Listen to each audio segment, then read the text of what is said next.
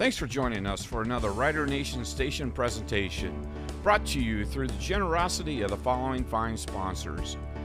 Albert Sporting Goods, American Legion Post 323, All Glaze Equipment Rental, Capabilities, David Wabacher Attorney, Eagles 767, FCA, Fowler's TV, Freedom Marketing Strategies, Grand Lake Roofing, Guarneri's Pizzeria, Jackalope Stash, Larry Schaff Auto Sales, Laura Yelton State Farm, MHS Alumni Foundation, Miller Funeral Homes, Minster Bank, Plus One Professional Real Estate, Rider Rooters, Roots Pub, St. Mary's Foundry, Sean Barnett Electrical, Spees Chiropractic and Wellness Center, Spring Street Storage, TSC, and Varsity Lanes.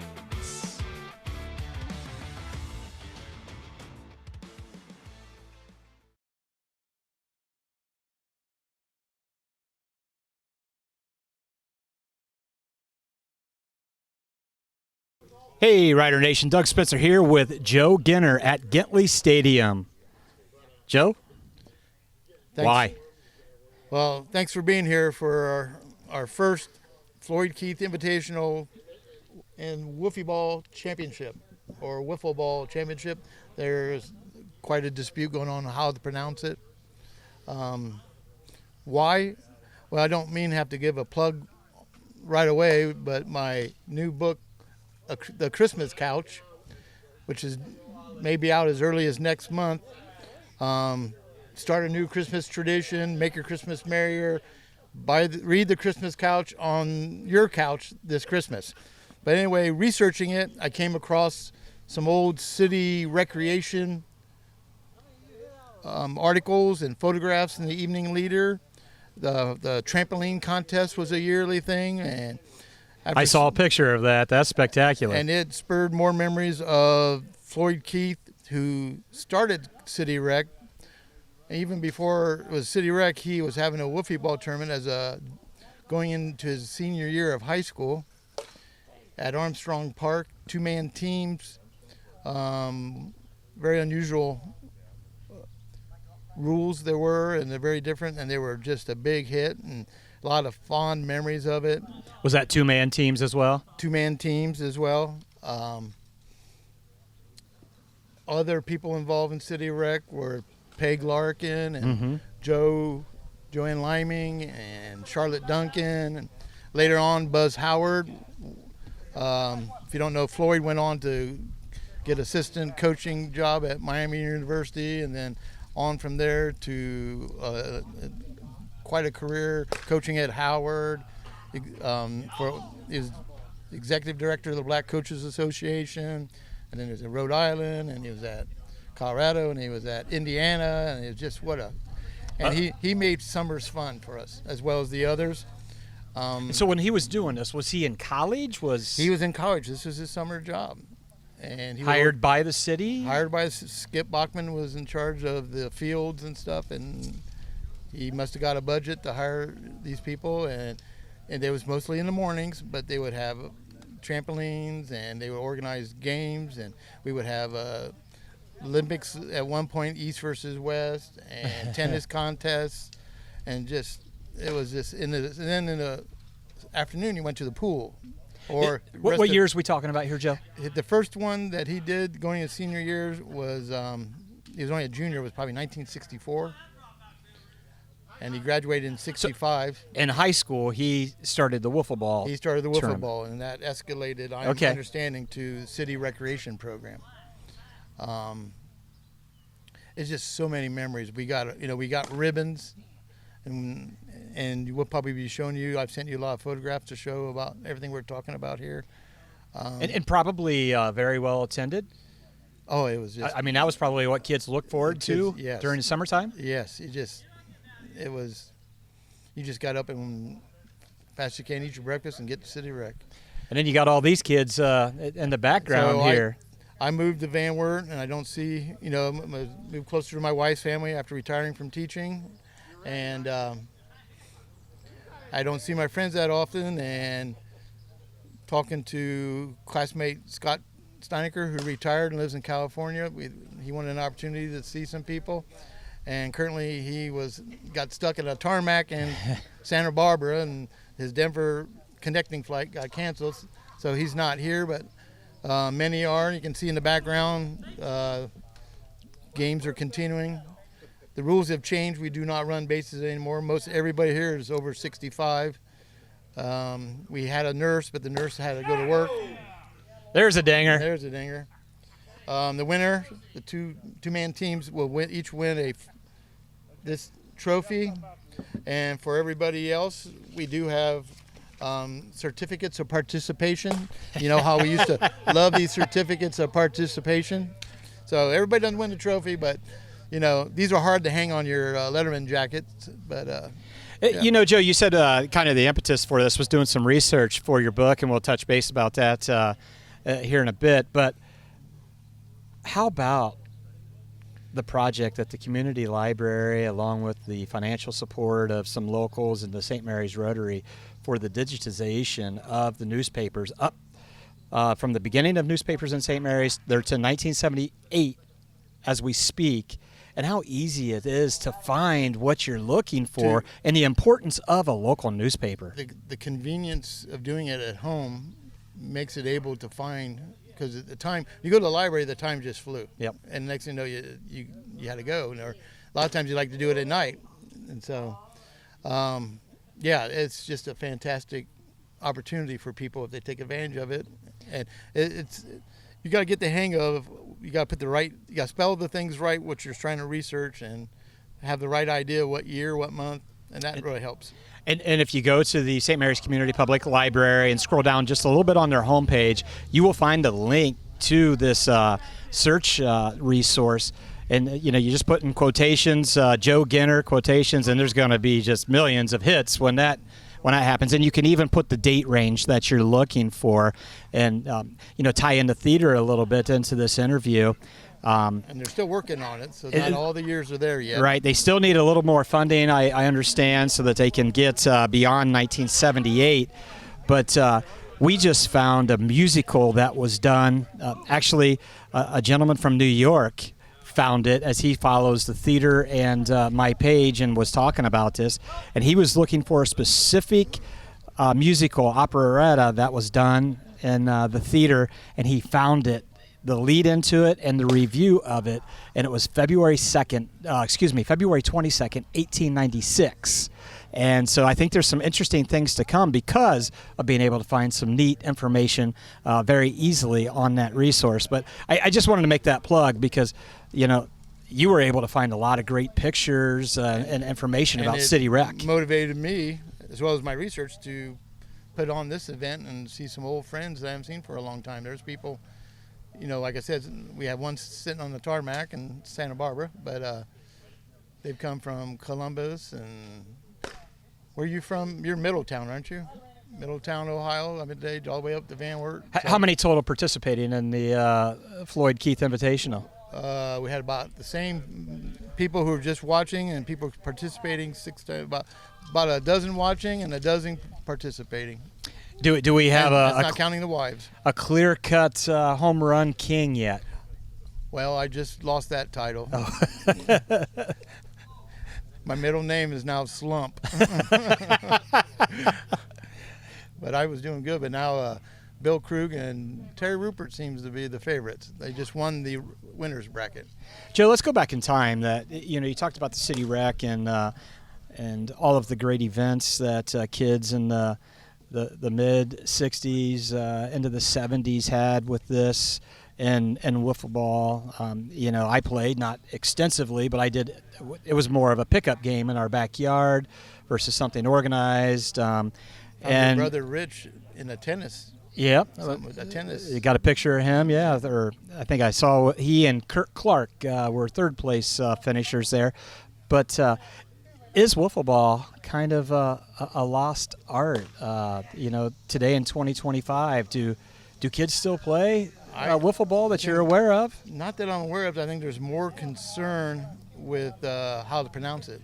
is it Wiffle spelling. Even in the evening leader, one year it would say WH, another one would say WI, one year LE, one IE. That seems to be more the issue than actually playing it. Yeah, shoot. And then I'm thinking they even went WIFFY on us for a while, didn't? Just the Wiffy ball. Yes, I think that's how Floyd pronounced it. Okay. I'm sticking with Floyd. Okay. So, Floyd don't even know this is going on. I didn't know if anybody show up, so we thought we'd just try out. Maybe down we do it again and get him here. So he just brought us a lot of joy. And Peg Larkin, she's got some great stories about City Rec, and she can tell you about the time my brother got stuck in the slide at Armstrong Park. And we had to call the fire department. But it's just a lot of great memories. So. Well, how awesome it is that you're putting this on at Gentley Stadium at Van Wert, the new residence, and you got a great turnout, a great weather day for this event, and no rain and no heat, and we're kind of getting that. And hopefully you got a nice breeze going on here too. Maybe working against some dingers too. That killed my last game. That's my excuse. I'm sticking with it. It's blowing in on you, and the rules are a little bit different than when you would have played as a youngster, and I think we're going to have a little bit of a rules interpreter coming in, very familiar to Rider Nation Station with rules of the game with Bill Krugh here in a bit. Rules of the game. Let's get him here, and he's the man to tell us. But not real sure where. Oh, there he is. We'll get Bill over here in a second, but let's talk a little bit more, Joe. You are a published author. How many? This will be book number 6. Book number 6. Ditchman? This is in book form. It's not a screenplay. 4 of them were screenplays. This one is a book form. And the earliest publication was? 1981. Then I had almost a 40-year hiatus. And here we are in 2025, and you're going to have The Christmas Couch. The Christmas Couch. The subtitle is Surviving a Zany Christmas Eve in 1969. And I have had good fortune to be privy to the book cover, and that book cover is amazing and tells a lot about and you might the book. be showing it right now as we Yep. speak. So we got a lot of things to show the people as we speak here. And, that's obviously going to be available for purchase for Christmas 2025. And what future plans, if any, that you can talk about, do you have with that? Well, if it goes well, I mean, people got to like it. But there's a play written for it that I hope to do a dinner theater at the Grand with. Very nice. In December 2026. So if it's no good, I don't think you're going to get them to eat and watch. So, I'm certain it's going to be spectacular, just like Ditchman. And the play is different than the book. Okay. The play is different than the book. Very similar, but it's a very different story. So. Well, I don't know where we're at here in the Invitational. If are we getting close to the championship game? Might be. I think we're about ready to wrap up the losers bracket. Okay. One more game. Yeah. Any last words regarding the Floyd Keith Invitational or the Christmas Couch or anything else that you would like to say since we're at Gentley Stadium? I miss St. Mary's.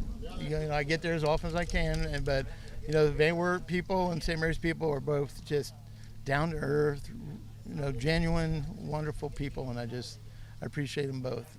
And people of St. Mary's been very understanding of my move. It's hard for me to move after 63 years there, and now I'm 65. So. But I love them both. Awesome.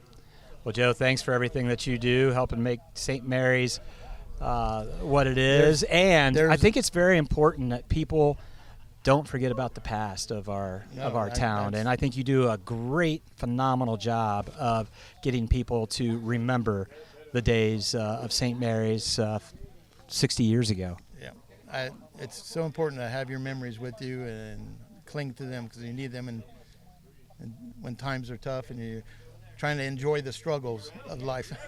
Very nice. How to get that in there. Very nice, Joe. All righty, I think we're going to recruit Bill Krugh to come on and give us a little bit of rules of the game of the 2025 Floyd Keith Invitational.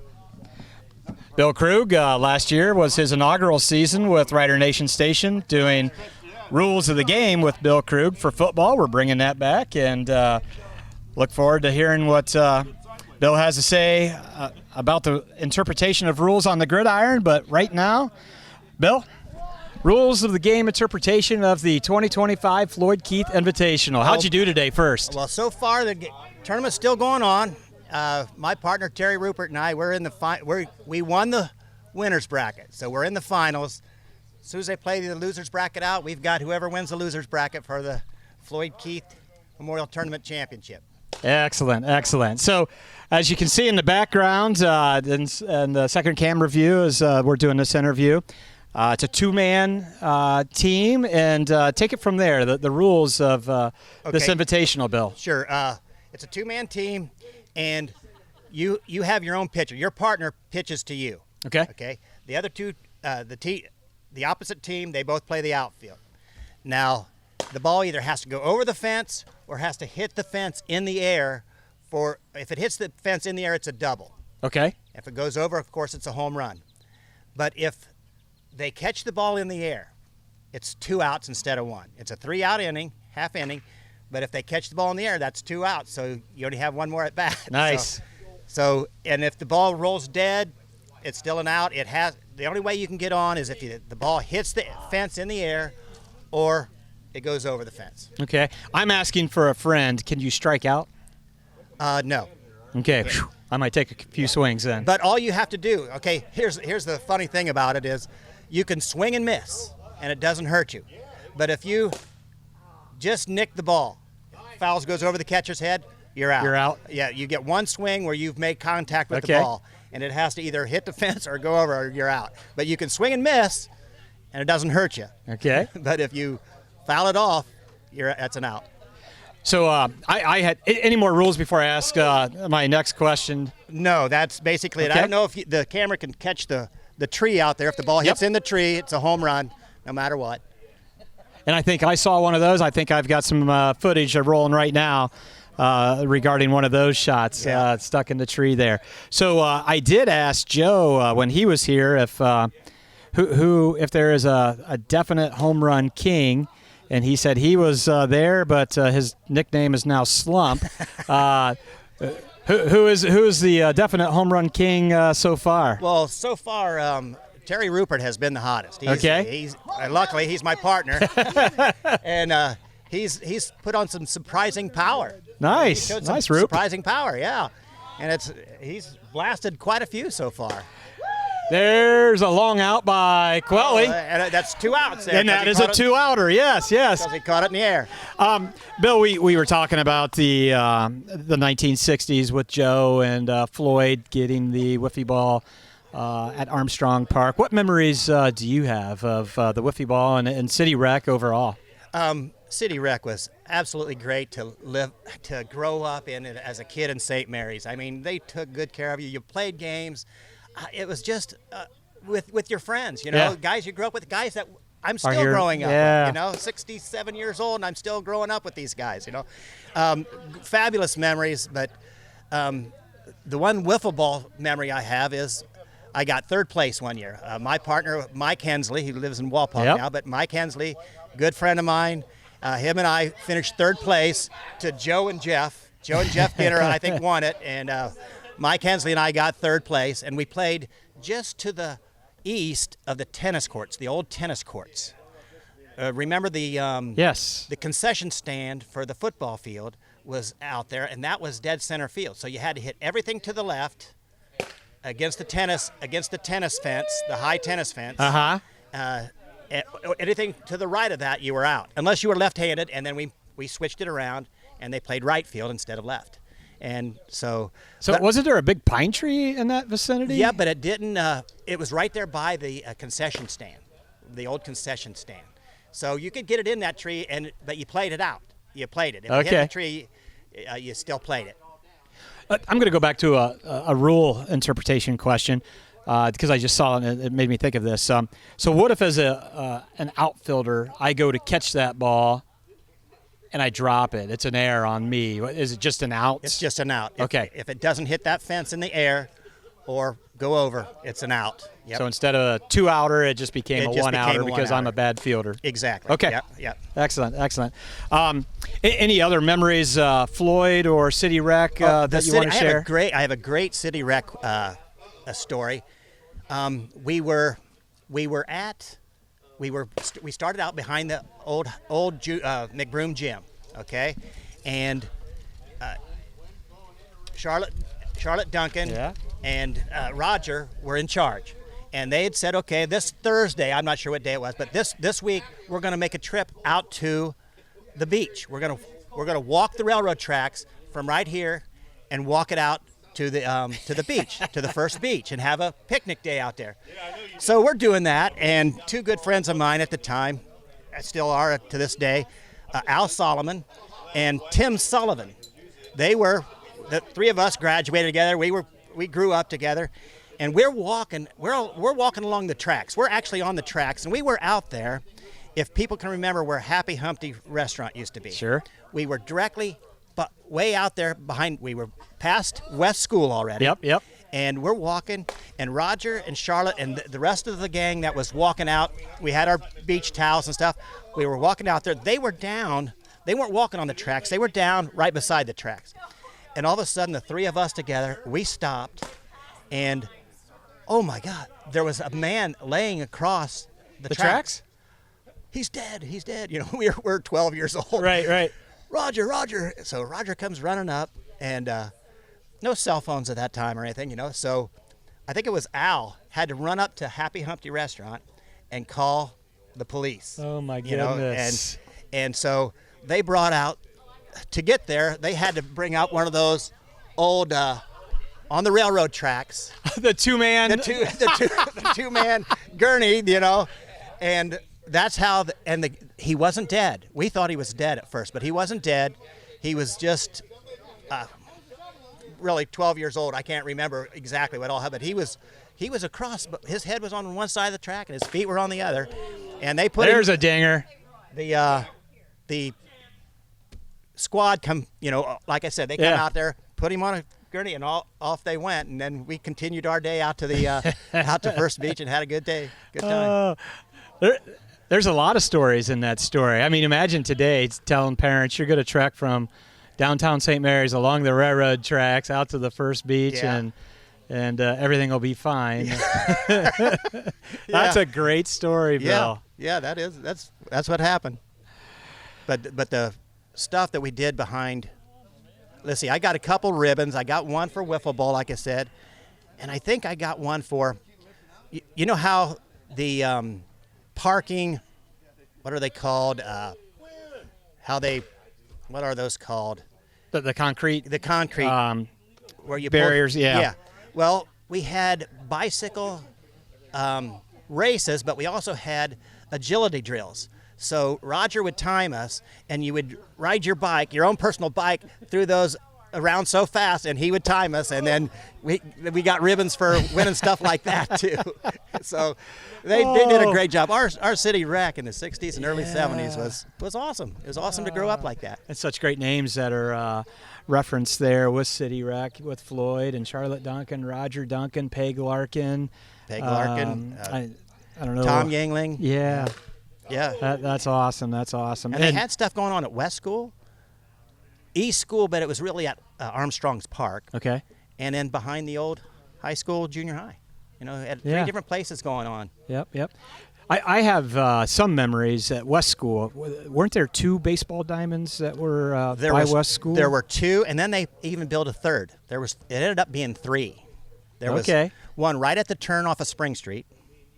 There was one right up off the south side of the parking lot from the school, and then they had built one back. You go to the back of the parking lot, and there was one there too. So at one time there was 3 Little League diamonds there. And the East School property had some baseball diamonds as well. But those come later. Those come. Okay. The 3 at West School were there before those 2 at East School were. turned into Little League diamonds. And this conversation has conjured up a memory, and I'm going to use you as a fact checker of what I've got. I never played there, but I remember going with my brothers off of Wayne Street, kind of near where Speckman Automotive. Yep. Was there a baseball diamond or two there? There was a Little League diamond there. There was one Little League diamond there, and it came later too. I don't think it got used that many years. But there was two down there by City Pond, off of Hackney Street, behind Goodyear. Oh, yep. And then there was one it was called Hunter's Field, out on 116. Hunter's owned. They put a diamond in behind their house, and I think just minor league teams played back there at the time. There was no lob ball like there is today, but there was. It was minor league, then Little League, and then Pony after that. Interesting. I do not know anything about that one. How far out on 116? It was. Let's see. Not very far. Once you get, where the first turn is for the Rolling Hills. Yep. Right in that area. Oh, okay. So I was much further between the first and the second turn in. Okay. Right there. Boy, zero you don't remember recollection that of that. Yeah, zero. Yeah, Hunter's Field. Excellent. Well, Bill, thanks for giving us the rules interpretation of 2025 Floyd Keith Invitational and taking us down memory lane of what it was like to be a kid in the 60s and City Rec. Yeah, no problem, Doug. I appreciate it. I appreciate you being here and letting us tell these stories because here we are. We're all in our mid-60s and just still enjoying doing stuff like this with each other, and it's just great friends getting together. Speaking of great friends, I have a great friend from college, and his line is make memories, for memories mean everything, and I think that's definitely being displayed here today. I think it is too. That's a good way to put it, Doug. All righty, we're going to close out this interview and get ready for the championship game. Okay. Best of luck to you, Bill. I'm looking forward to it. All right. Thank you. You bet. Thanks.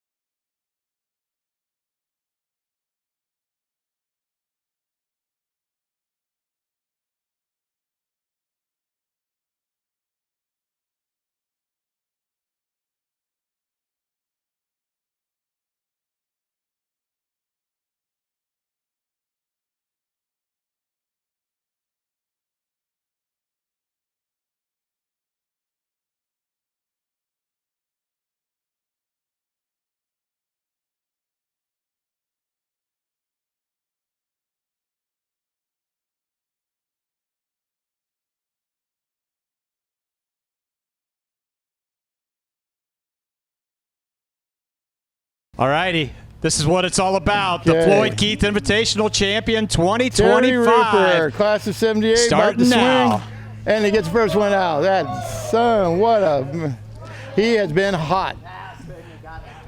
Jeff, give us a little scouting report on this team that's up to bat right now. They're probably two of the hottest batters. Well, this team right now up to bat are really on a roll. 2 outs. They're hitting the home runs. They've got the wind. I jinxed Krugh, hopefully. Now I got to jinx. Here in Van Wert is Ruppert here, Terry Ruppert. So they're looking good. So we got 2 outs. Not only is Joe Ginter the host, not only is he in the championship game, but he is mic'd up next to the Ditchman sign, Bill Krugh, with an out. All right. Up first? All right. No, go ahead. Top of the first, we've got a 1 home run by Terry Ruppert. And now we'll see what the bottom of the first brings. Who do we have here for this is our the bottom of the half?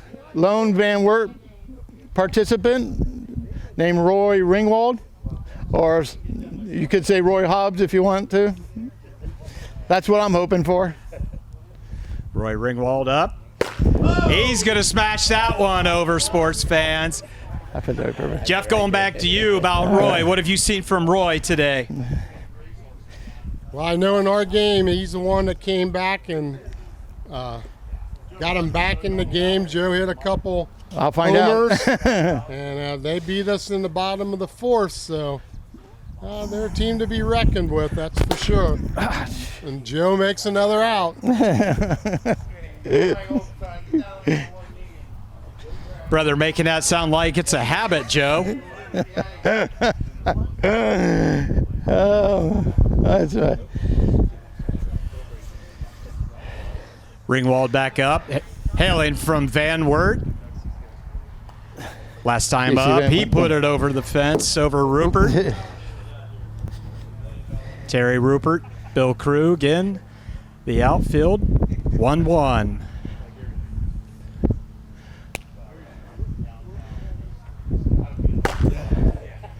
Follows up as Dinger with a grounder. 2 outs for Ringwald Ginter. I don't know, Jeff, do you think your brother's due for Dinger or not? Yeah, I think he's ready for, if he gets the right pitch, the whole key here is to not swing too hard. Look at that, I almost caught that.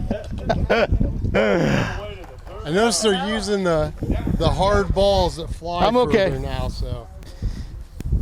All right, heading to Joe Ginter. He's walking out to the outfield. Joe, how you thinking so far of championship game number 1? Well, they're definitely the favorites, so I'm just happy to be tied at this point. We're in the top of the second. That's a big out. Big out. One rule that I forgot to get, Joe, from Bill Krugh and the rules interpretation, what does constitute a game? Whoa. That's a deep shot by Bill Krugh. Good hit. How many innings constitute a game? 4. We're in the top of the second, 2-1. Big out. Out for Ruppert. And if you miss the rules of the game interpretation, if you swing and miss, it's just a swing and miss. If you foul tip, it is an out. The outfield catches it in the air. It's 2 outs, and there we see the bottom of the second come to a conclusion. Joe, what's the count? 2-1. Bottom of the second. We are behind 1 run. I'm about to pitch to Ringwald. He was Hobbs the first time up. And he's Roy Ringwald that time. This is not only Rider Nation Station's first Wiffle Ball broadcast, first time ever miking up a participant of a Wiffle Ball. See if the guy that's mic'd up can go long. Oh, God! Not exactly what we had in mind, but I'm killing it. I'm killing it, yeah. Ginter with the foul ball out, brings up Ringwald. How'd you catch? That's true, though. Okay. Jeff, hand the mic to you for a little analysis. Just to point out, Roy's wife is with us over here. She is a councilwoman. I just want to nix any rumors. She's not here. We're not trying to annex Van Wert to St. Mary's. Okay, we're not trying to annex it. Okay.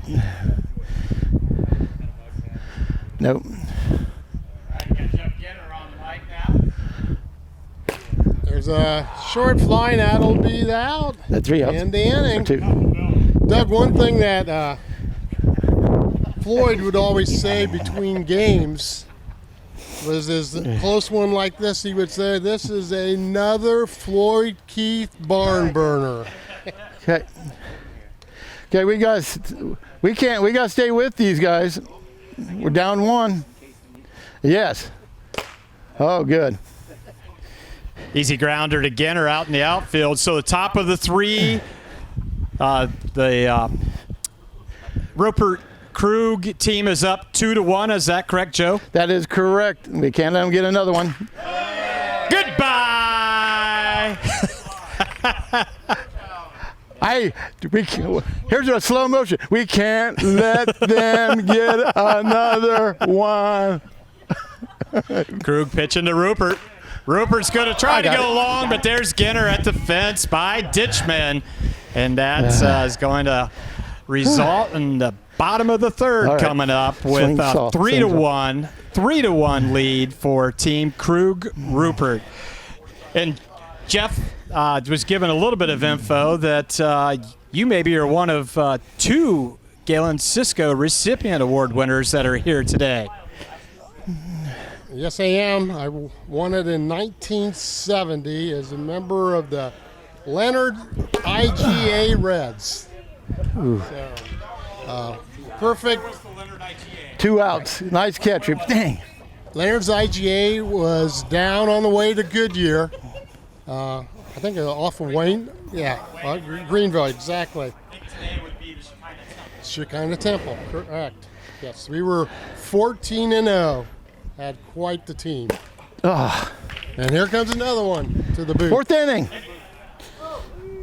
And Jeff, who is the other Galen Cisco recipient that is here today? Or maybe I made that stat up. Fippy. Dean Phipps. Dean back there underneath the shade. I think 67 Dean won it. Yep.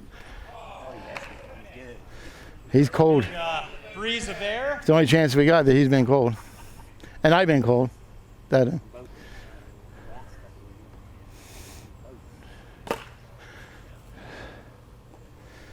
It's going to be an out by Ruppert, exchange of the bat to Krugh.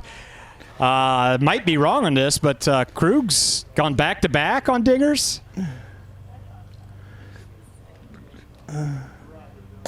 He's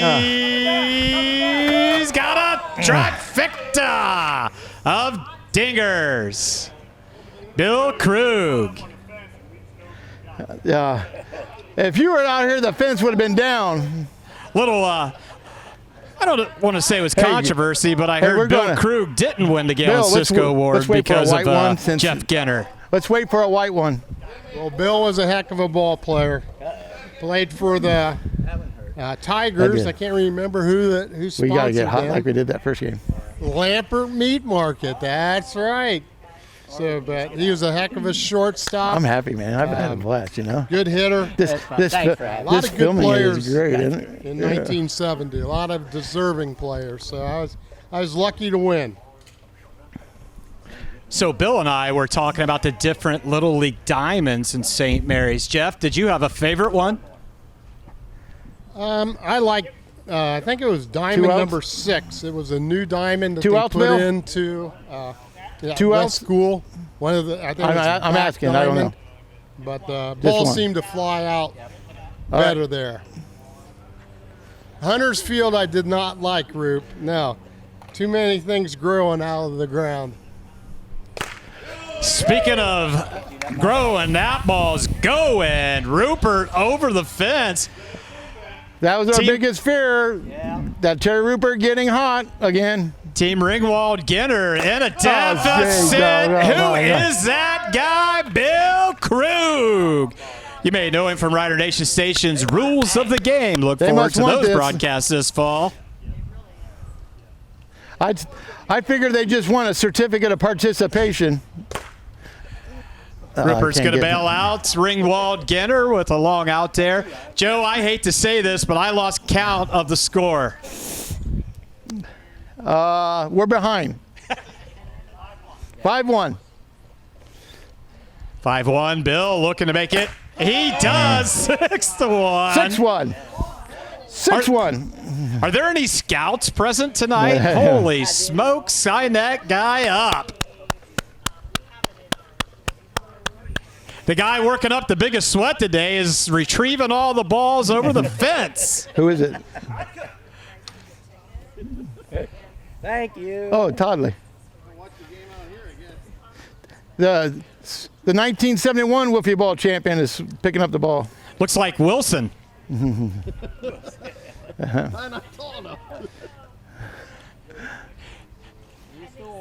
Joe, as you're getting ready to field here, what's the rules to win the championship? We got to get hotter and all get out. This is it. 4 home runs. It's 6-1. Yep. Who's up? The Van Wert contingent. They've got the rally cap on, the home team venue. See if Ginter can get things lit up for Team Ringwald Ginter. Rally caps are on. I can't get it. So, Jeff, your brother was telling me before I started taping that he was hot swinging the bat, but then he became the big slump guy. Yeah, he's one of the ended our run. He hit 3 home runs in a row to beat us in the bottom of the 4th, and then he went on a roll after that, but he seemed to slow down. I think that's what happens to all of us. I think the age gets to us, except for Krugh, of course. He's on a roll. Ringwald didn't like that pitch from Ginter. Ginter comes back inside. Again, they're on the same team as part of the rules of the Floyd Keith. There, Ringwald's got the rally cap working. Goes right over the Ditchman and Bill Krugh. Brings up Ginter. Joe, you got your mechanics figured out of what you need to do here? Got to quit tomahawking it. That's not working. Ooh, is that my wife? Big Joe Ginter fan, Kelly Ginter, giving him some words of encouragement, but just not far enough. A little bit of an error on Ruppert. Instead of being a 2-outer, it's just a 1-outer. Thanks, Rip.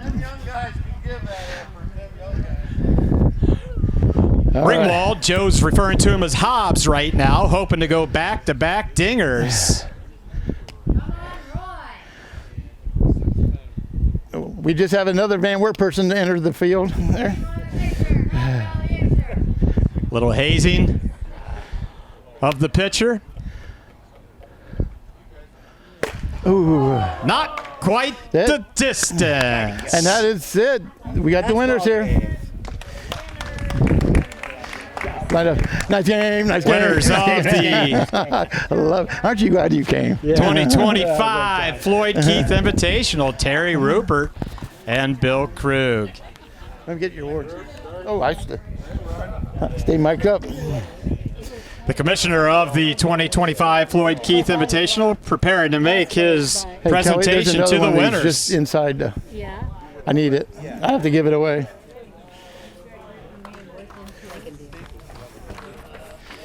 Well, sports fans, that's how you relive childhood memories, keep friends in contact, and pay respect and honor to a guy who was so important to youngsters of St. Mary's in the 60s, 70s, and even yet today, Floyd Keith. Joe, all yours. Just reminder, those participating will get their certificate of participation. Looks nice on your old letter jacket. Okay, on behalf of our first Floyd Keith Invitational and the other helpers of City Recreation in the past, here's your trophy. Thank you very much. Don't lose it tonight, group.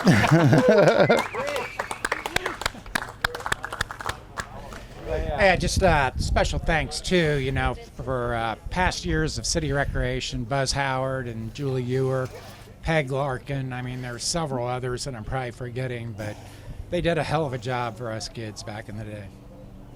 Agreed. City Recreation in St. Mary's, Ohio in the 60s and late 70s, you couldn't beat it. And that's what we have here today. Everybody that was down there enjoying, reliving what we did back in the 60s and early 70s. So thanks.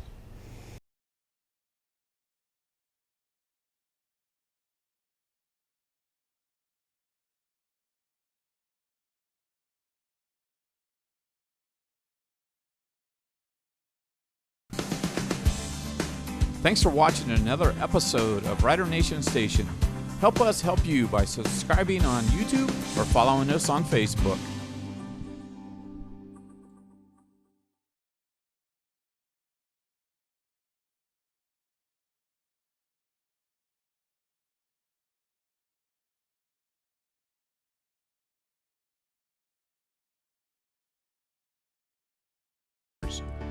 Albert Sporting Goods. American Legion Post 323, Auglaze Equipment Rental. Capabilities, David Wabacher Attorney. Eagles 767. FCA, Fowler's TV. Freedom Marketing Strategies. Grand Lake Roofing. Guarneri's Pizzeria. Jackalope Stash. Larry Schaff Auto Sales. Laura Yelton State Farm. MHS Alumni Foundation. Miller Funeral Homes. Minster Bank. Plus One Professional Real Estate.